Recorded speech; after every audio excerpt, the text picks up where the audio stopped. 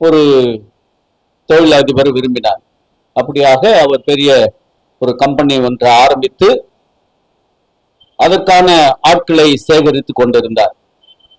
அதாவது தகுதி அடிப்படையில் இந்த தகுதி இருந்தாலும் இந்த கம்பெனியில வேலை என்று சொல்லி விளம்பரப்படுத்தி இருந்தார்.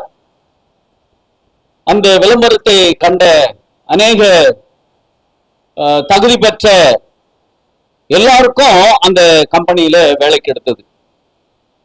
கடைசியில அவர்கள், அதாவது வந்தவர்கள் தகுதிக்கு மீறி அதிகம் படித்தவர் ஒருவர் அந்த கம்பெனிக்கு வேலைக்கு போனார். முதலாளி நினைச்சார், வந்தவங்களுக்கு எல்லாருக்கும் வேலை கிடைச்சது, கடைசியாக வந்தவருக்கு என்ன வேலை கொடுக்கணும்னு அவருக்கு தெரியல. அவர் என்ன செய்தாரு, தன்னுடைய, அதாவது அந்த கம்பெனி இருக்கும், அந்த கம்பெனியை பெருக்கிறதோ அந்த தோட்ட வேலையெல்லாம் பார்க்கறதுக்கு அவரை விட்டார்.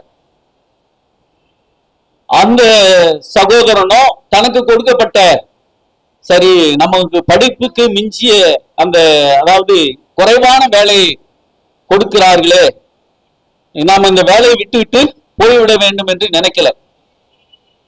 அவரும் தன்னுடைய படிப்பை அவர் பார்க்கல.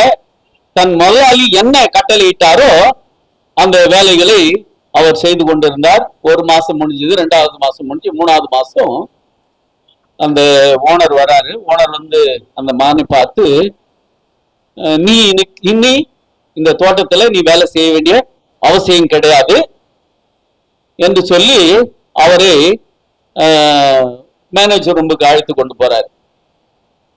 மேனேஜர் ரூமுக்கு அழைத்து கொண்டு போயிட்டு எல்லாருக்கும் அறிமுகப்படுத்துகிறாரு.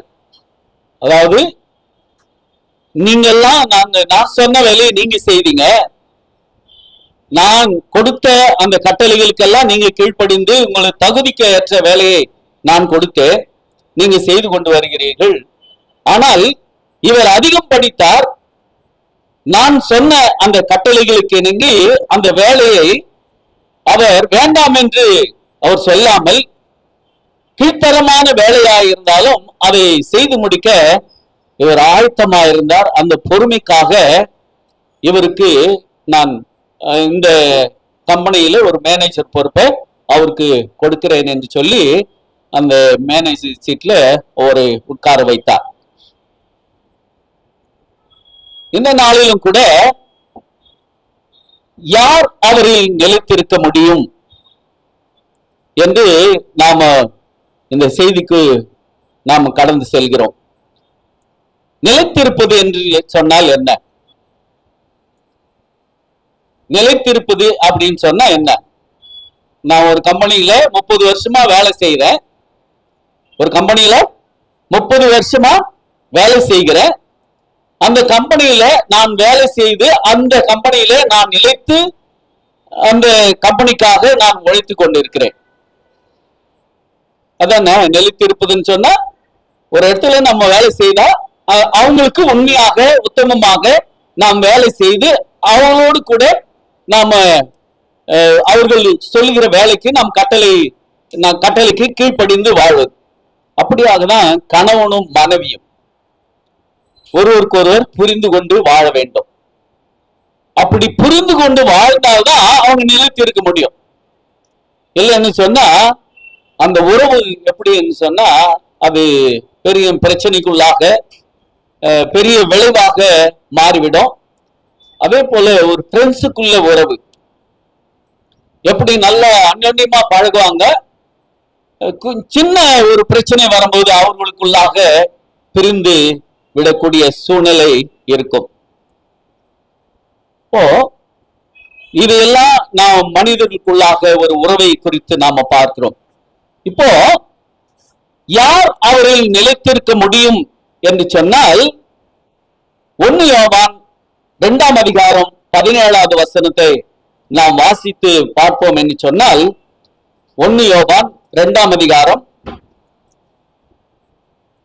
17வது வசனத்தை வாசிங்க.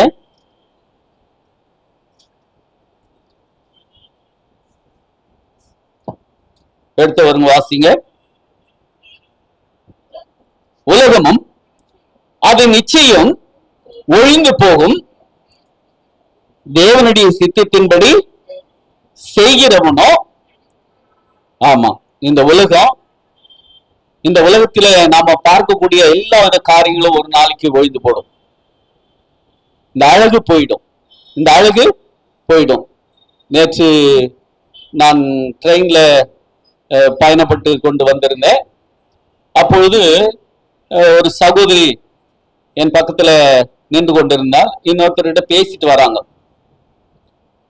பேசிட்டு வரும்போது சொல்றாங்க, நான் டெய்லர் வேலை செய்யறேன், என்னோடு கூட ஒரு 10 பேர் பெண்கள் வேலை செய்யறாங்க. அந்த பெண்கள் வேலை செய்யும்போது அவங்க சொல்றாங்க, அந்த தகுதிக்கு மிஞ்சி அவங்க மேக்கப் போட்டுன்னு வராங்க. நம்ம வேலை செய்யறது என்ன வேலை செய்யறோம்? டெய்லர் வேலை. அந்த பாப்பா சொல்லிட்டு வருது, இன்னொருத்தர் சொல்லிட்டு வருது, நாங்க எங்களுடைய தகுதிக்கு மிஞ்சி சும்மா அந்த பெருக்குறாங்க. அந்த பொண்ணுல சின்ன சின்ன பசங்க என்ன மேக்கப் போட்டு இங்க அங்க பூசிட்டு வருது. இதெல்லாம் எனக்கு பிடிக்கல. நான் எப்பவுமே இதே போலதான் இருப்பேன். அந்த பசங்களை நீங்க என்ன வேலை செய்றீங்க? நீ ஆபீஸ்ல வேலை செய்றீங்க, நான் ஆபீஸ்ல வேலை செய்யறீங்களா, இல்ல ஒரு ஐடி கம்பெனில வேலை செய்யறீங்களா? வெறும் டைலருக்கே இந்த மேக்கப் போட்டுன்னு வர்றீங்களே அப்படின்னு சொல்றான். இதெல்லாம் ஒரு நாளைக்கு என்ன ஆயிடும்? போயிடும். இந்த அழகெல்லாம் வீண். இதெல்லாம் ஒரு நாளைக்கு நம்ம விட்டு எடுபட்டு போய்விடும். ஆனால் யாருக்குள்ளாக நாம் நினைத்திருக்கணும்னு சொன்னா, தேவனுடைய சித்தத்தின்படி. அவருடைய சித்தம் என்ன? தேவனுடைய சித்தத்தின்படி செய்கிறவனே நிலைத்திருப்பான், என்றென்றைக்கும் நிலைத்திருப்பான். அவருடைய சித்தம் என்ன? ஆண்டவருடைய சித்தம் என்ன? ஒன்றான மெய்தேயனாக உமையும் நீர் அனுப்பின குமாரனையும் விசுவாசிப்பதே அவருடைய சித்தமாக இருக்கிறது. அப்போ ஆண்டவரில் நாம் விசுவாசம் வைக்கணும். எல்லாம் ஒரு நாளைக்கு நாம பார்க்கிற எல்லாமே ஒரு நாளைக்கு ஒழிந்து போயிடும். ஆனால் அவருடைய சித்தத்தின்படி செய்கிறவனே நிலைத்திருப்பான் என்று வேதம் சொல்லுகிறது. அதன் பிறகு இரண்டாவதாக சங்கீதம் 37:27 நாம் வாசித்தோம் என்று சொன்னால், சங்கீதம் 27:37 வாசிங்க. 37:27 வாசிங்க. தீமையை விட்டு விலகி நன்மை செய். ஆமா, என்ன தீமை நாம் செய்து கொண்டிருக்கிறோம்? என்ன தீங்கை நாம் செய்து கொண்டிருக்கிறோம்? ஒருவருக்கு விரோதமாக ஒருவர் பொறாமைப்படுவது, சிலருக்கு விரோதமாக பொய் சாட்சி சொல்வது, இதெல்லாம் ஆண்டவருக்கு ஏற்ற தீமையாக இருக்கிறது. ஆண்டவருக்கு விரோதமான தீமையாக இருக்கிறது. அப்போ நாம் என்னென்ன தீமையை செய்கிறோம் என்பதை நாம் நினைக்க வேண்டும். அதையெல்லாம் விட்டு நன்மை செய்ய பழகணும். அப்படி பழகினா தான் என்றென்றைக்கும் நிலைத்து இருக்க முடியும் என்று வேதம் சொல்லுகிறது. அப்படி என்று சொன்னால், நம்மிலே காணப்படுகிற அந்த தீமைகள் எல்லாம் நம்மை விட்டு அகற்ற நாம முன் வர வேண்டும். அதற்கு ஆண்டவருடைய ஒத்தாசை நமக்கு இருக்கிறதாக நம்ம பார்க்கிறோம். சரி, மூன்றாவதாக எரேமியா 15ஆம் அதிகாரம் 19வது வசனத்தை வாசிக்கும் போது, எரேமியா 15ஆம் அதிகாரம் 19வது வசனத்தை வாசிக்கும் போது,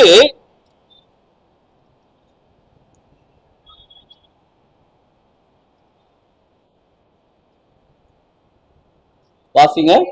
இது நிமித்தம் நீ திரும்பினால், ஆமா, நான் உன்னை திரும்ப சீர்படுத்துவேன். நீ நன்மை செய்ய பழகணும், தீமையை விட்டு விலகணும். இந்த உலகத்தின் தோற்றத்துக்காக நீ வாழக்கூடாது.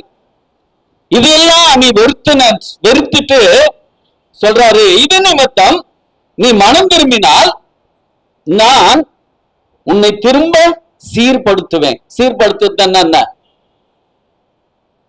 ஒரு வீடு குப்பையா இருக்குது, இல்ல ஒழுங்கில்லாத இருக்கிறது அப்படின்னு சொன்னா அதை என்ன பண்ணுவாங்க? சீர்படுத்துவாங்க. அதுக்கு என்னென்ன செய்யணுமோ, குப்பையா இருந்தா பெருக்குவாங்க, அழுக்கா இருந்தா ஏதாவது பெனாயில் ஊற்றிட்டு நல்லா துடைப்பாங்க. நாற்றமா இருந்தா அதுக்கேற்ற வாசனை பொருட்களை வீட்டுல போடுவாங்க. அதே போல நம்முடைய வாழ்க்கையிலும் குப்பையாக காணப்படுகிற எண்ணங்களை எல்லாம் நாம என்ன பண்ணணும்? அகற்றி விட வேண்டும். நம்முடைய இருதயத்திலிருந்து அகற்றி விட வேண்டும். அதான் சொல்றாரு, அப்படி அகற்றினால் நான் உன்னை சீர்படுத்துவேன். ஆண்டவர் சொல்ல நம்மை சீர்படுத்துவாராம். சீரான நிலைக்கு நம்மை கொண்டு வந்து சேர்ப்பார். அப்போ அப்படி சீரான நிலைக்கு கொண்டு வருபவர்கள் தான் ஆண்டவர்கள் இடத்துல நிலை நிற்க முடியும் என்று நாம் வேதத்திலே பார்க்கிறோம். நான்காவதாக மீகா 5ஆம் அதிகாரம் 4வது வசனத்தை வாசிக்கும் போது, அவர் நின்று கொண்டு கர்த்தருடைய பலத்தோடு தம்முடைய தேவனாகிய கர்த்தருடைய நாமத்தின் மகத்துவத்தோடும் மேய்ப்பார். ஆகையால் அவர்கள் நிலைத்திருப்பார்கள். அவர்கள் இனி பூமியின் எல்லையின் பரியந்தமும் மகிமைப்படுவார். கர்த்தருடைய பலத்தோடு, ஆண்டவர் கொடுக்கிற பலத்தோடு நாம அவர்கள் நிலைத்திருக்க வேண்டும். அவருடைய நாமத்தின் மகத்துவத்துக்காக நாம என்ன பண்ணணும்? இருக்கணும். அப்போ அவர் நம்மை மேய்ப்பராக இருக்கிறார். அவரில் நாம் நிலைத்திருக்க வேண்டும். அப்போ அப்படி நிலைத்திருந்தால் பூமி எங்கும் நாம் நிலைத்திருக்க முடியும் என்று கர்த்தராகிய ஆண்டவர் சொல்கிறார். சரி, அப்படி என்று சொன்னால் எந்தெந்த காரியங்களில் நாம் நிலைத்திருக்க வேண்டும் என்று நாம் வேதத்திலே பார்த்தோம் என்று சொன்னால், முதலாவதாக யோவான் 15:9 வாசிக்கிற அந்த வசனமானது, பிதா என்னில் அன்பாயிருக்கிறது போல நானும் உங்களில் அன்பாயிருக்கிறேன், என்னுடைய அன்பில் நிலைத்திருங்கள். இப்போ பிதா குமாரனிடத்துல அன்பாயிருந்தார். பிதா குமாரனிடத்துல அன்பாயிருக்கிறது போல, குமாரன் நம்மிடத்திலே அன்பாயிருக்கிறது போல நாமும் ஒருவரிடத்திலே ஒருவர் அன்பாயிருக்க கடுவோம். அன்புதான் சகலத்தையும் தாங்கும், சகலத்தையும் சகிக்கும், சகலத்தையும் நம்பும். இப்போ அன்பில்லாதவனிடத்துல தேவன் இல்லை, நம்ம ஏற்கனவே பார்த்தோம். அப்போ நாம அவருடைய அன்பில் நிலைத்திருக்க வேண்டும். பிதா குமாரன் அன்பில் நிலைத்திருக்கிறது போல அவருடைய அன்பில் நாம் நிலைத்திருக்க வேண்டும் என்று இங்கே சொல்லப்பட்டு இருக்கிறது. இப்போ அதை நாம் பார்த்தோம் என்று சொன்னால், ஒரு கணவன் மனைவிக்குள்ள உறவு எப்படிப்பட்டதோ, ஒரு பெற்றோர்கள் பிள்ளைகளுடைய உறவு எப்படிப்பட்டதோ அப்படிதான் அவருடைய அன்பு. நாம என்ன பண்ணணும்? கிறிஸ்துவோடு வாழணும். பிதா குமாரனின் அன்பா இருக்கிறது போல, குமாரன் பிதாவினிடத்தில் அன்பா இருக்கிறது போல, குமாரன் நம்மிடத்துல அன்பா இருக்கிறது போல, கிறிஸ்துவோடு வாழ்ந்து, கிறிஸ்துவோடு நடந்து, அவரோடு நாம் பணி செய்து, அவரோடு கூட நாம் மரணித்து பிழைப்பதே அவரிடத்திலே நிலைத்திருப்பதாகும். அப்போ நாம் நம்முடைய வாழ்க்கையை நாம ஒருபோதும் தீர்மானிக்க முடியாது. நம்முடைய வாழ்க்கையை தீர்மானிக்கிறது யாரு? அவர்தான். நம்முடைய வாழ்க்கையை தீர்மானிக்கிறது கர்த்தர் தான். அப்போ அவரில் நிலைத்திருக்க வேண்டும் என்று சொன்னால் நாம் ஒருவரில் ஒருவர் அன்பாய் இருக்க வேண்டும் என்பதுதான் ஆண்டவருடைய கட்டளையாக இருக்கிறது. அடுத்தபடியாக 1 கொரிந்தியர் 16ஆம் அதிகாரம் 13வது வசனம், பவுலானவர் என்ன சொல்கிறார் சொன்னால், வீழ்த்திருங்கள்.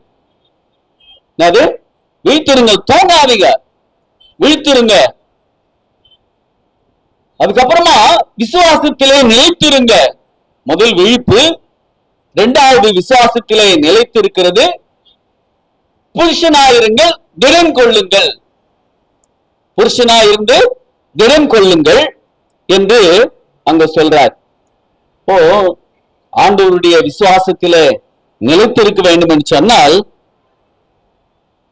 பிசாசானவன் கர்ஜிக்கிற சிங்கம் போல எவனை விழுங்க வகை தேடுகிறான் என்று நீங்கள் அறியாது இருக்கிறபடினாலே நீங்க என்ன பண்ணுங்க, விழித்திருங்க அப்படின்னு சொல்றாரு. இப்ப பவுலானவர் சொல்றாரு, நீங்க விழித்திருங்க. எப்பொழுதும் நீங்க தூங்கி கொண்டே இருக்க தூக்கம்னா நம்ம தூங்குற தூக்கம் கிடையாது, நம்ம தூங்குற தூக்கம் கிடையாது.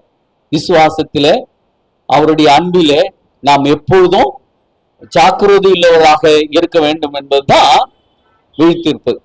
அப்போ விழித்திருங்கள், விசுவாசத்திலே நிலைத்திருங்கள். நீங்க இந்த அட்வென்டிஸ்ட் சபையில் வைத்திருக்கிற அந்த விசுவாசத்திலே நீங்க என்ன பண்ணுங்க, நிலைத்திருக்க வேண்டும். அங்க சொல்றாங்க, இது சொல்றாங்க, இந்த சத்தியம் சொல்றாங்க, அந்த சத்தியம் சொல்றாங்கன்னு அதை குறித்து நீங்க ஒருபோதும் என்ன பண்ணாங்க, மேன்மையாக எதுவுமே பாராட்டுங்க. வேதம் தான், வேதம் தான் சத்தியம், சத்தியமே வேதம்.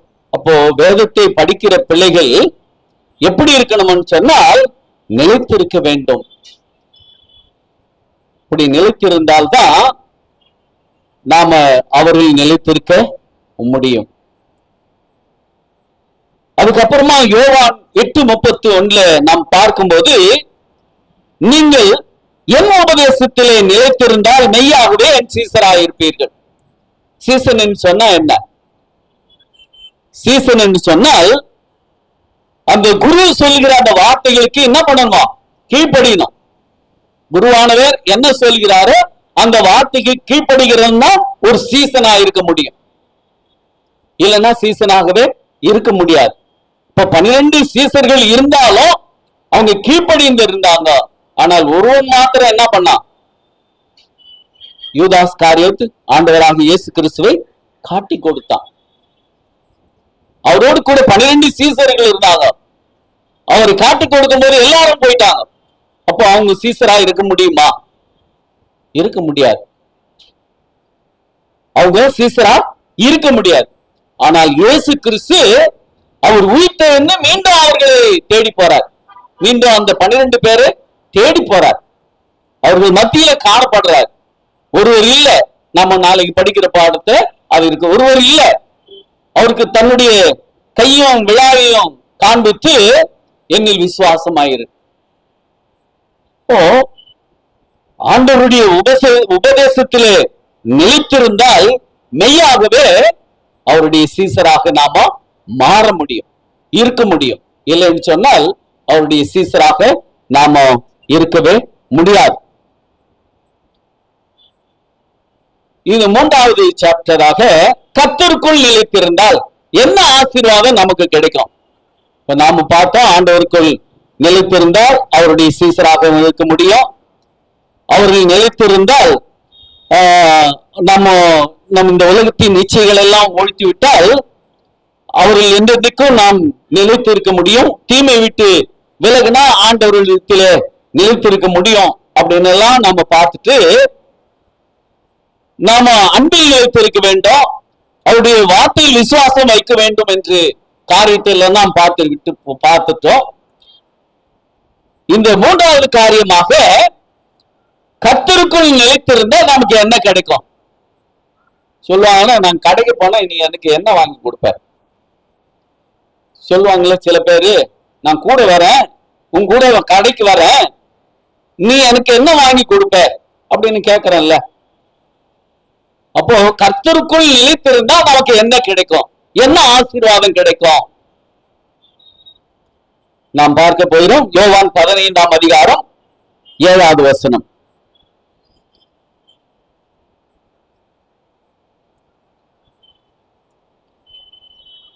கர்த்தருக்குள் நிலைத்திருந்தால் என்ன கிடைக்கும்? யோவான் 15:7. நீங்கள் என்னிலும் என் வார்த்தை உங்களிலும் நிலைத்திருந்தால் நீங்கள் கேட்டுக்கொள்வது எதுவோ அது உங்களுக்கு செய்யப்படும். கேட்கறீங்களா? ஜபத்துல கேட்கிறோம் ஆனால் நிறைவேற மாட்டேங்குது. ஜபத்துல கேட்கிறோம், நிறைவேற மாட்டேங்குது. 1 மாசம் 2 மாசம் 3 மாசம் ஜபம் பண்ணிட்டே இருக்கிறோம், அது நிறைவேறவே மாட்டேங்குது. என்ன காரணம்? என்ன காரணம்? சில பேர் விசுவாசத்தோடு ஜபம் பண்ணுவாங்க, ஆனா ஒண்ணுமே நடக்காது, ஒண்ணுமே நடக்காது. என்னுடைய மகனு கூட நான் உபவாசம் இருந்து கூட நான் ஜெபம் பண்ணேன். இன்னும் அந்த வேலை செட் ஆகல, இன்னும் அந்த வேலை செட் ஆகவே இல்லை. ஏன்னு சொன்னா நாம் அவருக்குள் நிலைத்திருந்தால் அந்த ஆசீர்வாதம் நமக்கு லேட்டா தான் கிடைக்கும். சில டைம்ல கொஞ்சம் லேட்டா கிடைக்கும். ஆண்டவர் நம்முடைய விசுவாசத்தை என்ன பண்ணுவாராம்? சோதிப்பார். அவர்கள் நிலைத்திருக்கிறோமா இல்ல அவர்கள் நிலைத்திருக்க முடியாத சூழ்நிலையில நாம் இருக்கிறோமா என்பது ஆண்டவர் சில பேருக்கு லேட்டா கொடுப்பார், சில பேருக்கு என்ன பண்ணார்? கேட்ட உடனே கிடைக்கும். சில கேளுங்கள் அப்பொழுது உங்களுக்கு கொடுக்கப்படும், தேடுங்கள் கண்டடைவீர்கள் என்று ஆண்டவர் சொல்லி இருக்கிறார். ஆனா கேட்ட உடனே சில பேருக்கு கிடைக்குது, சில பேருக்கு கிடைக்க மாட்டேங்குது.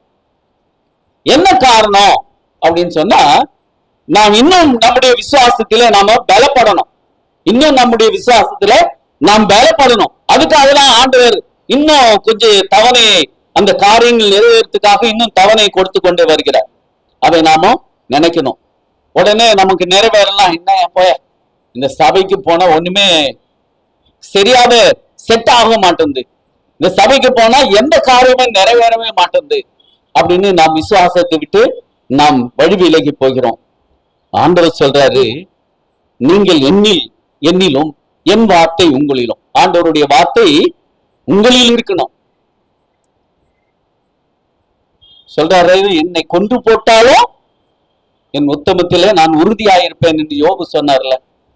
அவர் என்னை கொன்று போட்டாலும் என் உத்தமத்திலே நான் உறுதியாயிருப்பேன் என்று யோபு சொல்றார். எல்லாம் போயிட்டு சூழ்நிலையிலும் கூட அவரால் அது சொல்ல முடிஞ்சது. சொல்றாரு, நீங்கள் என்னிலும் என் வார்த்தை உங்களிலும் நிலைத்திருந்தால் நீங்கள் கேட்டுக்கொள்வதோ அது உங்களுக்கு செய்யப்படும். யோவான், நம்ம வேதத்துல பார்க்கிறோம், யோவான் அந்த எங்க போனாரு? பத்மு தீவில. ஆண்டவருடைய வார்த்தை தானே பண்ணாரு, ஆண்டவருடைய வார்த்தை தானே எழுதினாரு. யோவான் சுவிசேஷன் ஆண்டவருடைய வார்த்தை தானே எழுதினாரு. ஆனால் அந்த பத்மு தீவில அவரை என்ன பண்ணாங்க? கடத்தி அந்த இடத்துல போட்டுட்டாங்க. அந்த இடத்துல ஆள் நடமாட்டமே இல்லை. அந்த இடத்துல ஆள் நடமாட்டமே இல்லை. அவர் என்ன சாப்பிட்டு இருப்பார்?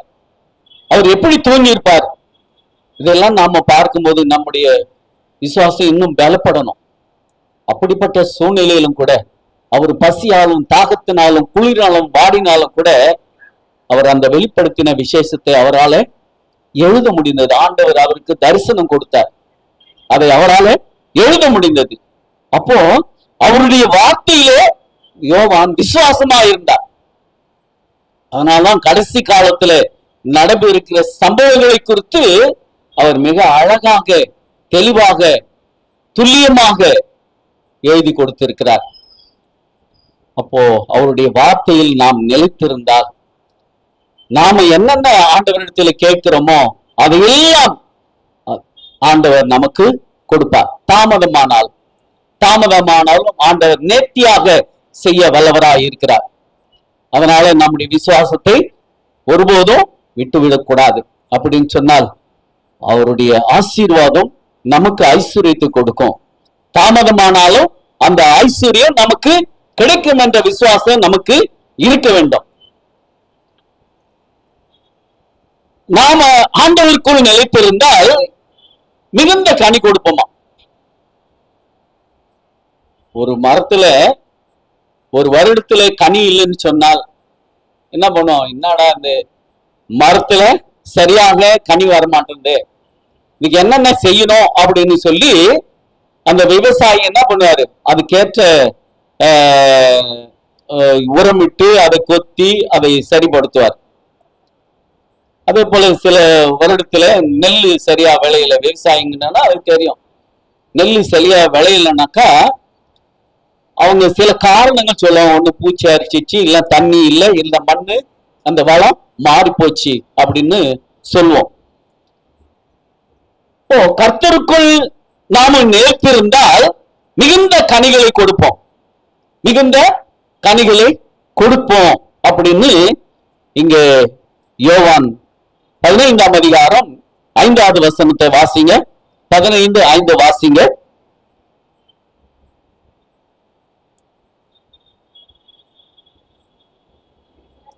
நானே திராட்சை செடி, நீங்கள் கொடிகள். ஒருவன் என்னிலும் நான் அவனிலும் நிலைத்திருந்தால்.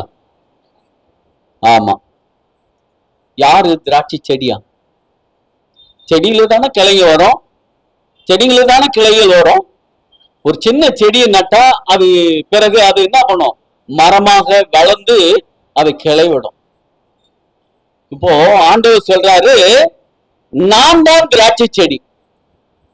இந்த யூதேய தேசம், இஸ்ரவேல் தேசத்துல எல்லாம் திராட்சை தான். அதனாலதான் ஆண்டவர் இந்த திராட்சையும் கோதுமை இது போல கதிர்களை தான் இந்த வேதாகமத்துல உபயோகப்படுத்துறார். அத்தி மரம் இதெல்லாம் உபயோகப்படுத்துகிறார். இப்போ அந்த காலத்துல இருந்தவர்களுக்கு அந்த திராட்சை பழம்தான் அவங்களுக்கு முதல் கனியா இருந்தது. ஆண்டவர் சொல்றாரு, நான் தான் திராட்சை செடி, நீங்கள் அதில் வளர்கிற கொடிகளாயிருப்பீர்கள். திராட்சை செடி என்றாரு, கொடி என்றாரு. அவர் செடியா இருக்கிற அவரில் நாம என்ன பண்றோம்? கிளைகளாக நாம் வளர வேண்டும். அப்போ கிளைகளால் வளர வேண்டும் என்று சொன்னால் அந்த செடியோடு அந்த கொடி என்ன பண்ணணும்? ஒட்டி இருக்கணும், இணைந்து இருக்கணும், இணைந்திருக்கணும். அப்படி இணைந்திருக்காவிட்டால் ஏதாவது அந்த கொடி தானாய் பலன் கொடுக்க முடியுமா? கொடுக்கவே முடியாது, கொடுக்கவே முடியாது. இப்போ ஆண்டவரில் நாம் நிலைத்திருக்க வேண்டும் என்று சொன்னால் அவர் சொல்றாரு, நானே திராட்சை செடி, நீங்கள் அதன் கொடிகள். ஒருவன் என்னிலும் நான் அவனில் நிலைத்திருந்தால் எப்படிப்பட்ட கனி தருவானா? மிகுந்த கனிகள், கொஞ்சம் கனி இல்லை, மிகுந்த கனிகளை கொடுப்பான் என்று ஆண்டவராகிய இயேசு கிறிஸ்து சொல்றார். அவரில் நாம் நிலைத்திருக்கணும். அவரில் நாம் நிலைத்திருந்தால்தான் கனி கொடுக்க முடியும். அப்படி அவரில் நிலைத்திருக்காவிட்டால் நம்மால நிச்சயமாகவே கனி கொடுக்க முடியாது. அது என்ன வாழ்க்கையாது? ஒரு கனியற்ற வாழ்க்கையா இருக்கிறது. ஆண்டவராகிய இயேசு கிறிஸ்து பசியா இருக்கும்போது நடந்து போயிட்டு இருக்கிறாரு. ஒரு அத்தி மரத்தை பார்க்கிறாரு. அதுல என்ன இல்லை? கனி இல்லை, கனி கிடையாது. ஆனா வேதத்துல சொல்லுது அது கனி காலமும் கிடையாது. இருந்தாலும் அதுல ஆண்டவராகிய இயேசு கிறிஸ்து கனி எதிர்பார்த்தார், கனி இல்லை. அப்படி கனி இல்லாத சூழ்நிலையிலும் கூட ஆண்டவர் அந்த அத்தி மரத்தை என்ன பண்ணாரு? சபித்தார். நீங்களும் ஆண்டவரில் நீங்கள் நிலைத்திராவிட்டால் நிச்சயமாகவே கனி கொடுக்க முடியாது. அப்படி கனி கொடுக்காத கிளைகளை என்ன பண்ணுவாரு? ஆண்டவர் சபிப்பார், கொடிகளை சபிப்பார். இதை நீங்க உணர்ந்து செயல்படுங்க. அப்போ ஆண்டவருடைய ஆசீர்வாதம் உங்களுக்கு வேண்டும் என்று சொன்னால் நீங்கள் அவரில் நிலைத்திருக்க வேண்டும். ஆண்டவருடைய உபதேசத்திலே நிலைத்திருக்க வேண்டும். ஆண்டவருடைய வசனத்தை நீங்க வாசிக்கணும். யாரெல்லாம் காலையில் எழுந்து வேதத்தை வாசிக்கிறேன் கத்துக்குங்க. யாரெல்லாம் காலையில் எழுந்து வேதத்தை வாசிக்கிறீங்க கத்துக்குங்க. பாஸ்டம்மா வாசிக்கிறாங்க, ஐயா வாசிக்கிறாரு. அப்போ நம்ம எப்படி கனி கொடுக்க முடியும்? நாம எப்படி கனி கொடுக்க முடியும்? ரோமன் கத்தோலிக்கல ஒரு ஃபாதர் சொல்றாரு, அம்மா நீங்க டெய்லி ஒரு 10 வசனத்தை வாசிட்டு போயிடுமா, டெய்லி ஒரு 10 வசனத்தை வாசிட்டு போயிடுங்க. அதனுடைய பலனை நீங்க அந்த நாள் முழுவதுக்கும் அனுபவிப்பீங்க. அந்த பலனை நீங்க அந்த நாள் முழுவதும் நீங்க அனுபவிப்பீங்க அப்படின்னு சொல்ற. இப்போ நாம எப்படிப்பட்ட வாழ்க்கையை நம்ம வாழ்ந்து கொண்டு இருக்கிறோம்? ஆண்டவருடைய வேதத்தையே தொட மாட்டேன்றோம். ஆனா ஆண்டவர் மட்டும் வேண்டும். ஆண்டவருடைய வேதம் நமக்கு வேண்டாம். ஆண்டவருடைய ஆசீர்வாதம் மாத்திரம் நமக்கு வேண்டும் அப்படின்னு சொல்றவங்க என்ன பண்ணணும்? கனி கொடுக்கிற பிள்ளைகளாக இருக்க வேண்டும். அப்ப கனி கொடுக்கிற பிள்ளைகளாக இருந்தால் அவருடைய வார்த்தைகளை நாம் விசுவாசித்து அவருடைய வார்த்தைகளை வாசிக்க பழகி கொள்கிற பிள்ளைகளாக இருக்க வேண்டும். அப்படி இருந்தால்தான் நாம அவர்கள் நிலைத்திருக்க முடியும். சரி, அதுக்கப்புறமா கர்த்தருக்குள் நிலைத்திருந்தால் என்ன செய்யாதிருப்போம் அப்படின்னு சொன்னால் 1 யோவான் 3:6 வாசிக்கும் போது, அவரில் நிலைத்திருக்கிறவன் எவனும் பாவம் செய்கிறதில்லை, பாவம் செய்கிற எவனும் அவரை காணவும் இல்லை, அவரை அறியவும் இல்லை. ஆண்டவரில் நிலைத்திருந்தா நாம் பாவம் செய்ய மாட்டோமா? ஆண்டவரில் நிலைத்திருந்தா இது ஒரு ஆசீர்வாதம். ஆண்டவரில் நிலைத்திருந்தா நாம பாவம் செய்ய மாட்டோம், அது ஆசீர்வாதம். அப்படி பாவம் செய்கிற எவனோ நிச்சயமாக வேறு காணவில்லை. நீ என்னதான் வேதத்தை வாசித்து என்னதான் ஜெபித்து உன் வாழ்க்கையிலே நிறைவேறாத காரியங்களுக்கெல்லாம் நீ ஜெபித்து வந்தாலும் நிச்சயமாகவே அந்த காரியங்கள் ஒருபோதும் நிறைவேறாது. ஏன்னு சொன்னால் பாவம் செய்யும் எவனும் அவரை காணவும் இல்லை, அவரை அறியவும் இல்லை என்று வேதம் சொல்கிறது. ஆகவே அவரில் நிலைத்திருக்கிறவன் பாவம் செய்யக்கூடாது என்று. அப்போ அவரில் நிலைத்திருக்கிற என்று சொன்னால் நாம் ஒருபோதும் பாவத்துக்கும் பாவத்தின் அடிமைக்கும் நாம் உட்பட கூடாது என்று வேதம் சொல்கிறது. கடைசியாக அவருக்குள் நிலைத்திருந்தால் என்ன பலன் கிடைக்கும் அப்படின்னு சொன்னால், இப்போ நம்ம படிச்ச இல்ல இந்த வார்த்தைகள் எல்லாம், வேத வார்த்தைகள் எல்லாம் நம்ம படிச்சோம் இல்ல, கர்த்தருக்குள் நான் நிலைத்திருந்தால் நமக்கு என்ன கிடைக்கும் அப்படின்னு சொல்லிட்டு கடைசியாக 1 யோவான் 2:28 வாசிக்கும் போது, இப்படி இருக்க பிள்ளைகளே அவர் வெளிப்படும் போது, யோவான் என்ன சொல்றாரு? இப்படி இருக்க பிள்ளைகளே அவர் வெளிப்படும் போது. எப்போ வெளிப்படுவார்? ஆண்டவராகிய இயேசு கிறிஸ்து எப்போ வெளிப்படுவார்? ஏற்கனவே வெளிப்பட்டார். அவர் குழந்தையாக இருந்து 3 வருஷம் ஊழியம் செய்து மரித்து அடக்கம் பண்ணப்பட்டு பரலோகத்துக்கு போயிட்டார். அப்போ வெளிப்பட்டாரா? இன்னும் வெளிப்படவில்லை. அவருடைய பிரசன்னம் தான் நம் மத்தியில இருக்கிறது. அவர் இன்னும் பரலோகத்திலிருந்து இந்த பூமிக்கு வரவே இல்லை. அப்படி இருக்க பிள்ளைகளே அவர் வெளிப்படும் போது நாம் வருகையில் அவருக்கு முன்பாக வெட்கப்பட்டு போகாமல் இருக்க தைரியமாய் இருக்கும்படி அவர்கள் நிலைத்திருக்க வேண்டும். ஓ, நமக்கு எப்போ வெட்கம் வரும்? நமக்கு எப்போமா வெட்கம் வரும்? சொல்லுவாங்களா, உனக்கு சூடு சொரணம் இல்லை, வெக்கம் இல்லை, மானம் இல்லை அப்படின்னு சொல்லுவாங்களா? நமக்கு எப்போ வெக்கம் வரும்? ஆமா, ஏதாவது தவறு செய்யும் போது தான் வெக்கம் வரும். ஏதாவது தவறு செய்யும் போது தான் வெக்கம் வரும். ஓ, அங்க சொல்றாரு, யோவான் சொல்றாரு, இப்படி இருக்க பிள்ளைகளே ஆண்டவராகிய இயேசு கிறிஸ்து வெளிப்படும் போது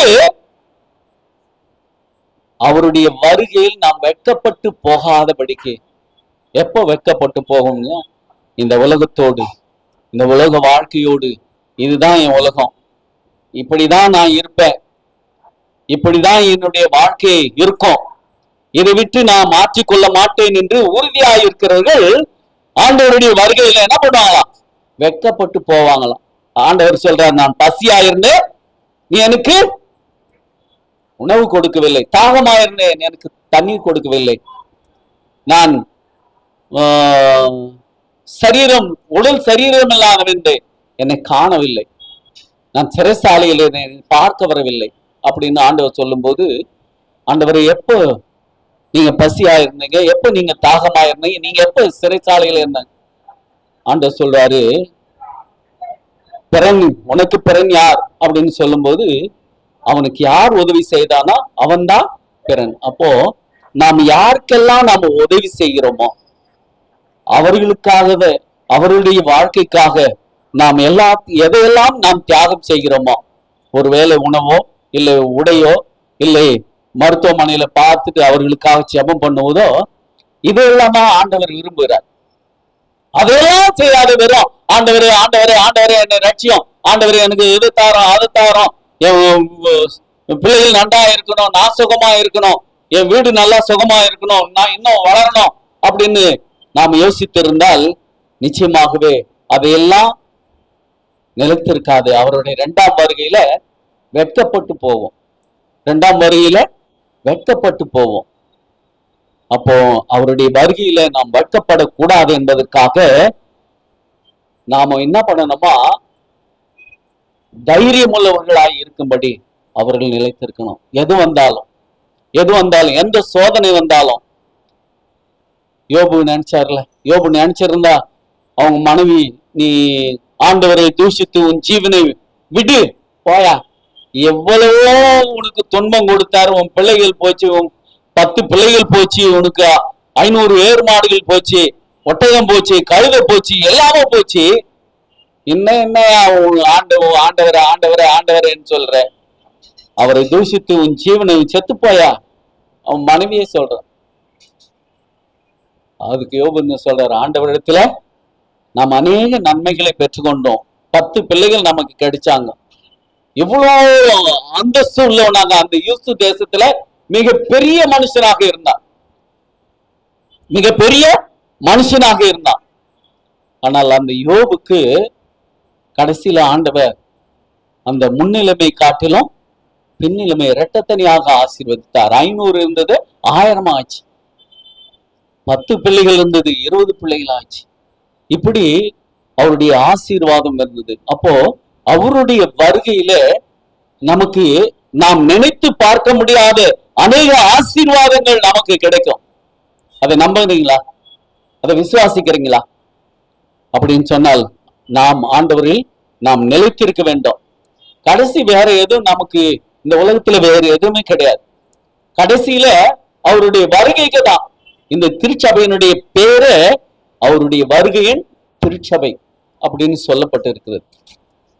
7ஆம் நாள் அபுந்து திருச்சபைன்னு சொன்னா அவருடைய வருகையை எதிர்நோக்கு காத்திருக்கிற ஒரு திருச்சபை.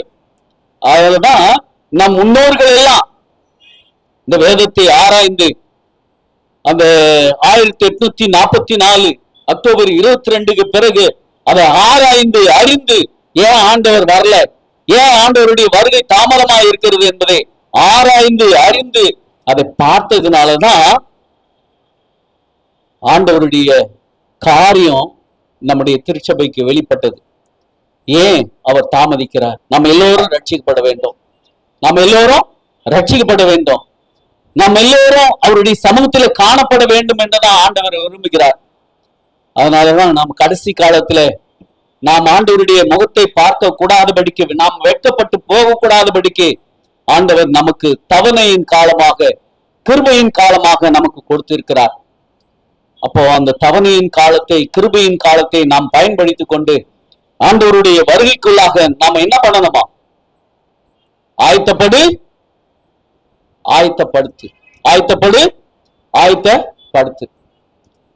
இந்த வார்த்தைகளை தான் ஆண்டவர் எதிர்பார்க்கிறார். ஆகவே அவரில் நாம் நிலைத்திருக்க வேண்டும் என்று சொன்னால் நாம் இந்த உலக பிரகாரமான எல்லாவித காரியங்களையும் விழுத்து விட வேண்டும். அவரில் நிலைத்திருக்கிற